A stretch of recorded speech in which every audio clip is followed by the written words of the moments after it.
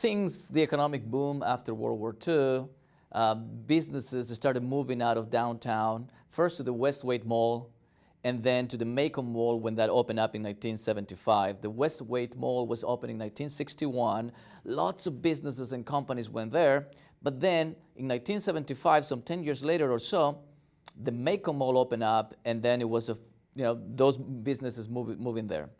That boom of the Macon Mall lasted probably 10, 15 years, and then shops started moving north, Bass Road, and so on in Macon.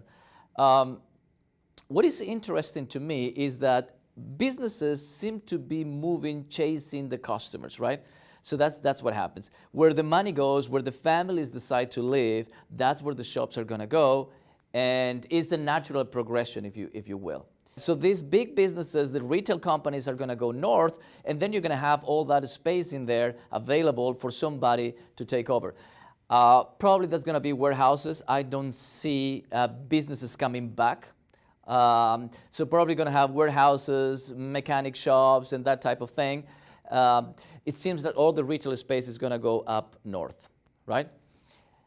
Now, so the economic thing here now, okay?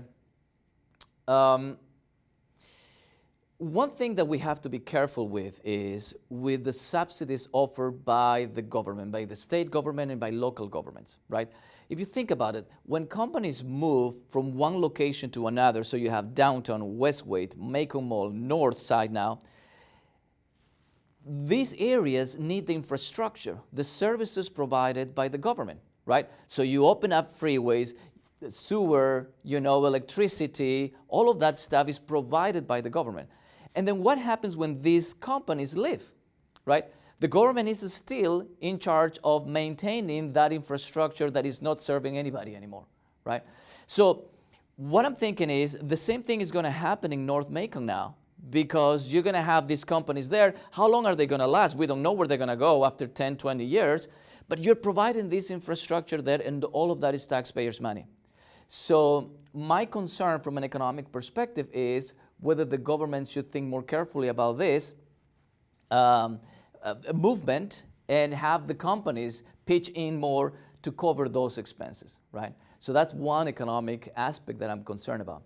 The other one is the creation of these opportunity zones. The federal government declares these economic opportunity zones where businesses have left, and they say, well, look, if you come back here, we're going to give you tax incentives. You're not going to pay capital gains tax for, we're going to give you a period of 10 years. So it's like we're giving, again, we're dropping money in these areas, but we really don't have the ideas, you still need something that works, right? You can put all the money you want in there, but if you don't have something that works, it's not going to do anything. So the second economic aspect that I would be concerned about is the creation of these economic zones, trying to force companies to come back when probably there is no natural business in there. When it comes to economic policy, it's important for the local government, for the state government to realize that there is a natural process of geographical, moving from one place to another, chasing the purchasing power. So it would be a mistake for the government, whether state or local, to push hard to bring back those companies by giving subsidies, by deferring taxes, by providing more infrastructure, spending taxpayers' money. What we need to realize is that there is a natural progression, and that some other type of companies are going to flourish in those places where the JCPenney's used to be. So don't push it, let it be. Companies are going to take advantage of the empty spaces, of the opportunities of low rent. And you can see that already in downtown Macon, where there is a flourishing, brewery, restaurants, bars, kind of boutique stores. And maybe that's the way that area needs to be developed. Something similar is going to happen to Eisenhower. There are some companies that are good serving a particular community for 5 years. They make their money and they go. As long as they don't invest too much in infrastructure, they are easy to pack and go, right? There are other companies that their time horizon is 10 years, other companies their term horizon is 20 years. That really depends. What I will tell you though is I don't think that big malls again, enclosed spaces where you can go and shop will be able to survive in this environment. What you have right now is people shopping online, right? And you don't need these big malls anymore. So what people are looking for when they go out of their houses to shop, it's really the experience, right?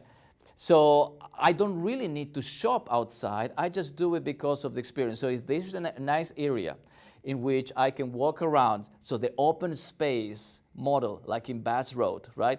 The open space model where I can walk, where there is a nice restaurant, right?